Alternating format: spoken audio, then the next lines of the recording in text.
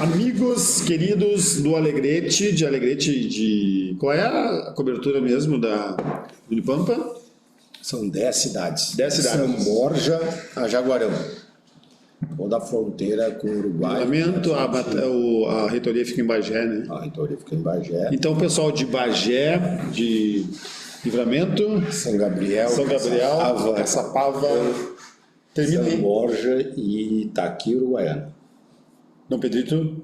Dom Pedrito também. Dom Pedrito. São Gabriel, tu falou? São Gabriel, falei. Então esse pessoal aí que mistura um pouco de fronteira oeste com região da campanha. Bom, mas eu sei...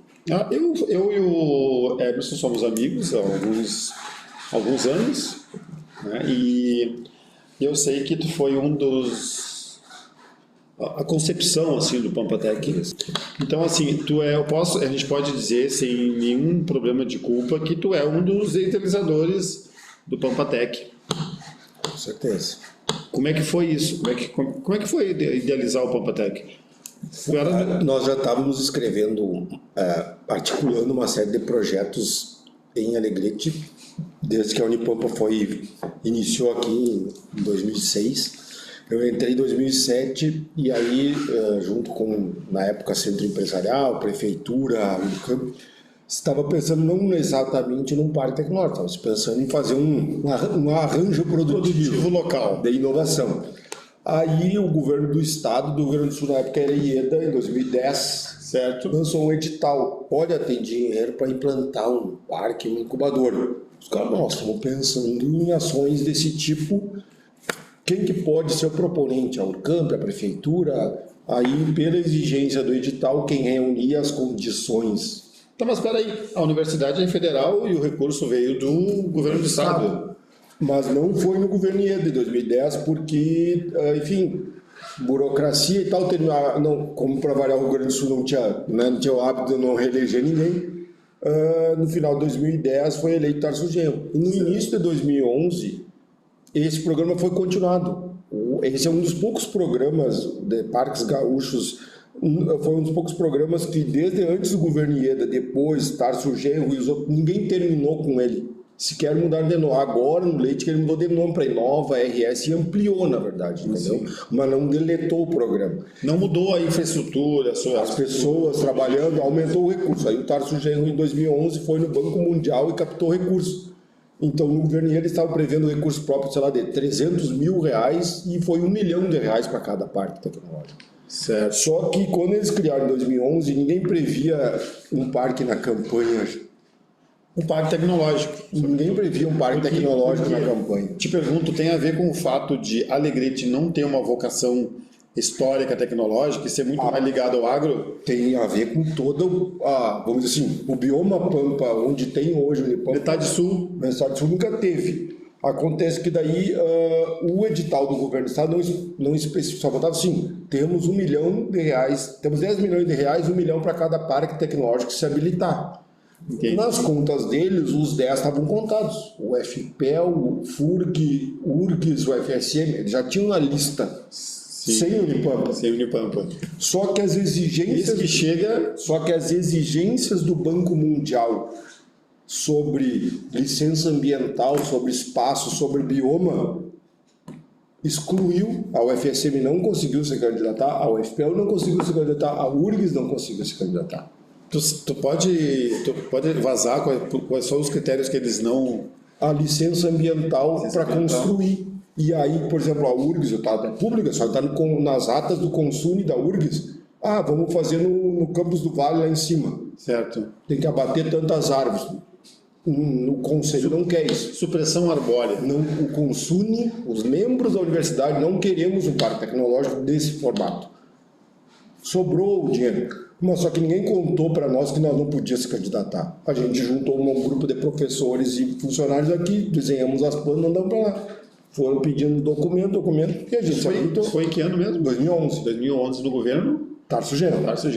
Aí o governo Tarso Genro foi 11, 12, 13, 14. A gente recebeu o recurso em 2012, licitou em 2013, construiu. Quando estava terminando o governo, ainda não estava 100% pronto. Sim. O Tarso Genro veio aqui e entregou a obra porque ia terminar o mandato dele, não foi reeleito, enfim. Sim. E aí em 2015, em maio de 2015, a gente se mudou para cá. Entendi, mas vocês já estavam operando aqui no campus, uma sala cedida pela universidade, pelo Centro Tecnológico. Então, assim, vocês estavam então inseridos numa sala cedida pelo campus Alegrete, que é o chama de Centro de Tecnologia, né? Na época, a universidade ainda não era autônoma, ela estava ligada ao UFSM? Não, já estava. Já estava. Só até 2008. Em 2008 se criou o CNPJ, Unipam. Sim, certo. Eu sou pré-histórico, eu sou pré-CNPJ, eu entrei o UFSM. Não, é porque tu disseste que havia um diretor do campus. Sim. E hoje é um pró-reitor. Não, sempre foi, continua sendo diretor. A arquitetura organizacional da Unipampa é diferente da maioria, ela é muito mais inspirada, assim, a mais próxima é o UFSM. Que a UFSM tem o diretor do CT, o diretor do Centro de Ciências Rurais, o diretor do não sei o quê. Sim. A Unipampa foi estruturada muito mais parecido com isso. Se tu tentar traçar um paralelo com as outras universidades, a mais igual em hierarquia, mais parecida em hierarquia é a UFSM. A diferença é que lá o CT é do lado do CCR, é do lado do CS, não sei o que lá. Aqui é só em outra cidade. Em Uruguaiana é o Centro de Ciências da Vida, a outra é da Saúde, então a única diferença é que são em cidades. E lá eles são o diretor do centro e aqui nós chamamos de diretor do campus. Entendi. E ele é eleito numa chapa tríplice, onde ele, o diretor, o vice-diretor é um coordenador acadêmico, é um professor que cuida da academia, da pedagógica, enfim, e um administrador, necessariamente um cargo de administrador, técnico de administração, para ser o coordenador administrativo lá. E aí é uma chapa de 3 pessoas. É importante a gente dar uma... Parece que a gente está fugindo do tema, seríamos zerados na redação, mas é importante ter um plano geral, uma visão geral de como funciona a universidade, a Unipampa. Certamente vai ter, influência na própria formação do Pampatec, de alguma forma. A gestora, a mantenedora, o recurso. E as disciplinas, não só uma, mas várias, estejam integradas com o mercado. O órgão da universidade criado para estar perto do mercado, aproximar a academia do mercado, é o Pampatec.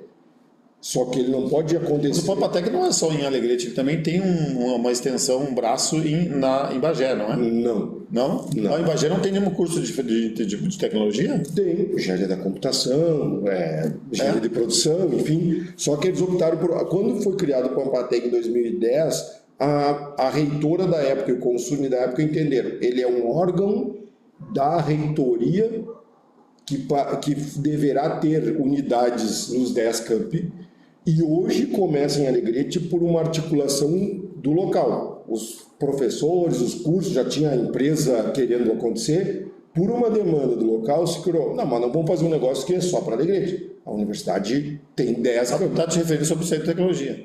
Não, o Pampatec. CT, daí ali. Sim, tem cursos. Em Bagé é o único que não é acender nada, porque tem música e engenharia da computação em Bagé. Licenciatura em artes e em química. Sim. Bagé é o multi. É como se fosse uma universidade como Santa Maria. Isso. Em Bagé são 10 cursos. E os outros campos são temáticos. São temáticos, digamos assim. Eles seguem eles são temáticos. O único que não é temático é o Bagé. Não tem um tema especial. Tem música, engenharia da computação e tal. Mas em Bagé, eles decidiram, nós não vamos seguir essa lógica que o Consune todo mundo fez para a universidade. A universidade criou para o Pampatec. Nós vamos criar o nosso parque tecnológico da campanha. Em parceria, está no papel e até hoje não aconteceu. Vamos lá, resgatar o Pampatec. Tu estava falando lá na idealização, que foi, digamos, provocada por um projeto no governo da Ieda Crucius. Isso. Mas, digamos, ele foi efetivado no governo posterior. Né? E aí a surpresa era que ninguém esperava que vocês fossem habilitados. Foi numa banca lá e os caras meio que fizeram bullying com a gente. O que vocês querem com inovação? Hoje só tem campo e gado, né? Só lavoura de arroz. Sim, a gente mostrava a foto do campo, era só campo realmente, né?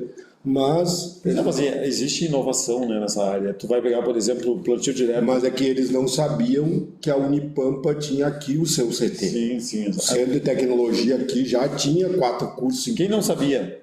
O Governo do Estado. Mas eu lembro que o Tasso Genro vem aqui. Não, mas é que o Governo do Estado não é o governador. Sim. Não, mas ele veio como ministro da Educação e... Ele sabia que foi fundador. Isso. Só que, tipo, do secretário de Ciência e Tecnologia aos tecnocratas... Tecnocratas. Que vivem o Fernando, o Fernando Ferrari, lá, o CT, lá, o Centro Administrativo Fernando Ferrari, Sim. não conhecem o Rio Grande do Sul. A maior rampa de skate do mundo. Isso. Elas não conhecem o Rio Grande do Sul.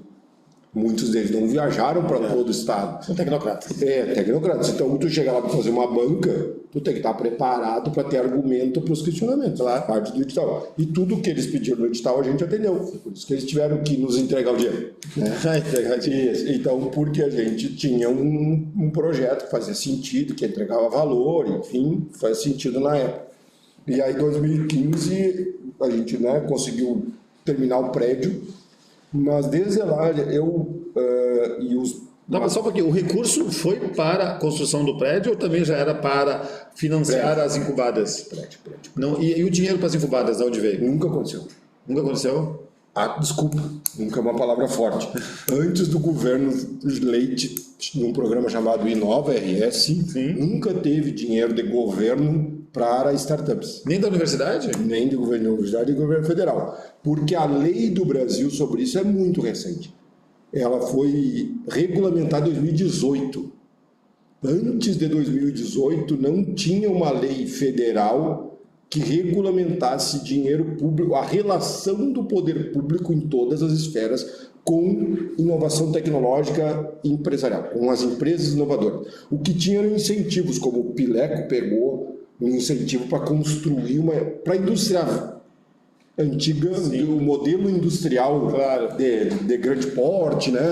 A inovação na Pileco foi financiada com dinheiro público. Sim, mas não teve interface com a universidade, foi direto pela empresa. Tá, eu quero te perguntar uma coisa. Bom, aí eu sei de vários... Eu tenho uma vivência acadêmica, convivência na academia, como observador, pelo menos, não como ator, mas a gente sabe que muitas iniciativas nas universidades viraram depois empreendimentos fora da universidade. Sim. A gente tem, por exemplo, na agricultura, por exemplo, coisas bem antigas como o milho híbrido, por exemplo, o plantio direto, uma série de questões. Dentro dessa lógica, não tinha como transferir recursos do Ministério da Educação ou de outros ministérios? Aqui na Unipampa não aconteceu. Eu vi muito, não sei de cabeça agora de citar se eu conheço algum... E nem dentro do contexto do Pampatec não conseguiram? Não. Porque o recurso estava lá em algum lugar, mas não chegava. Não, porque ele não tem esse tipo de rubrica. Como que inclusive, vamos colocar assim, até 2018 é ontem. Sim. No tempo do governo, né? No tempo do aniversário de 2018 é ontem. Não tinha uma regulamentação sobre isso. Então não tinha previsão do servidor poder ser sócio e trabalhar. Certo. Não era regulamentado, era uma gambiarra que as fundações, tanto que teve um treta com fundações, faziam gambiarras. Gambiarras, né? Faziam gambiarras através das fundações. Não tinha regulamentação, esse era o problema. Faziam a revelia alguma universidade estadual. Por que daí estaduais decolaram nesse sentido? Porque é muito mais rápido, estadual, né, o governo do estado, uma municipal aprovar uma lei sobre isso. O governo de São Paulo, eles têm editais dando dinheiro para startups antes de 2018. Pois é, mas se tu entra naquele portal dos convênios, Siconv, tu vê vários editais lá. Nenhum é para empresa. Todos são para prefeitura e ONG. Que é uma das... a ONG... Não para universidades? Para a universidade, mas não para dar para a empresa. Para a universidade. A universidade pode comprar um laboratório. Esse equipamento, construir um laboratório. E essa é a lei. Mesmo isso a lei não mudou. O laboratório da universidade, ele não serve para uma empresa produzir a sua linha de produção, a sua linha de montagem que vai para o comércio. Ele serve para a empresa testar, prototipar, validar. Isso está regulamentado. Qualquer empresa hoje que quiser testar, contratar a Unipampa para fazer uma validação de um produto nas tecnologias que se trabalha aí, está legalizado, tem uma fundação, paga um boleto do custo. Mas isso já é bem antigo, né? Isso já é da tradição da universidade. É tradição da universidade na gambiarra da fundação. Da fundação, exato. Isso. Não tinha uma lei dizendo que o CNPJ da universidade podia fazer. Tá, o CNPq, a CAPES. Não, eles davam dinheiro para pesquisa. Para pesquisa, exato. Para extensão, no caso, não. FINEP dando dinheiro para startup depois de 2018. FAPERGS dando dinheiro para startup no governo Leite.